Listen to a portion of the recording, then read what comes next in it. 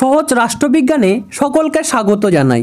আজকে আমরা জানব মূল্যের কর্তৃত্বপূর্ণ বরাদ্দ বা অথরিটেটিভ অ্যালোকেশন অফ ভ্যালুস সম্পর্কে। আমরা অনেক সময় নানান বইতে দেখতে পাই ডেভিড স্টোন বলেছেন রাজনীতি হলো মূল্যের কর্তৃত্বপূর্ণ বরাদ্দ, জননীতি হলো মূল্যের কর্তৃত্বপূর্ণ বরাদ্দ, গণতন্ত্র হলো মূল্যের কর্তৃত্বপূর্ণ বরাদ্দ।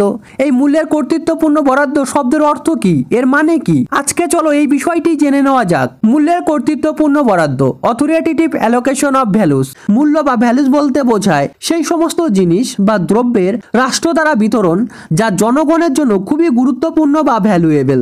যেমন রাষ্ট্র দ্বারা পুষ্টিযুক্ত খাদ্যের ব্যবস্থা করা, প্রাথমিক শিক্ষার ব্যবস্থা করা, স্বাস্থ্যের ব্যবস্থা করা ইত্যাদি। এই বিষয়গুলি যেহেতু জনগণের জন্য খুবই প্রয়োজনীয়, তাই এই জিনিসগুলি হলো ভ্যালুস বা মূল্য।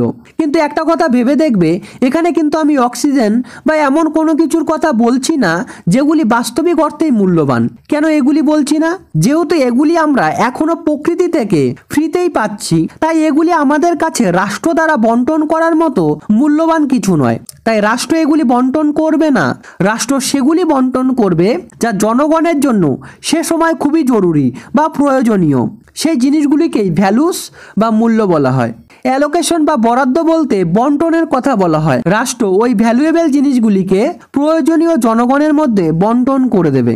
অথরিটেটিভ বা কর্তৃত্বপূর্ণ মানে ডেভিড স্টোন বলেছেন রাষ্ট্র বন্টন এমনভাবে করবে যাতে জনগণের সেই বন্টনের প্রতি ন্যাচারাল কনসেন্ট মানে স্বাভাবিক সম্মতি থাকে। জনগণ অবশ্যই রাষ্ট্র প্রদত্ত বন্টনগুলি মেনে নেবে। যদি কোনো কারণে এই বন্টন বা বরাদ্দগুলি জনগণ মেনে না নেয়, তাহলে রাষ্ট্র প্রয়োজনে বল প্রয়োগ বা ক্ষমতা প্রয়োগ করতে পারবে। ভিডিওটি ভালো লাগলে ও বিষয়টি বুঝতে পারলে আমার চ্যানেলটি সাবস্ক্রাইব করে আমার পাশে থাকতে পারো। Thank you.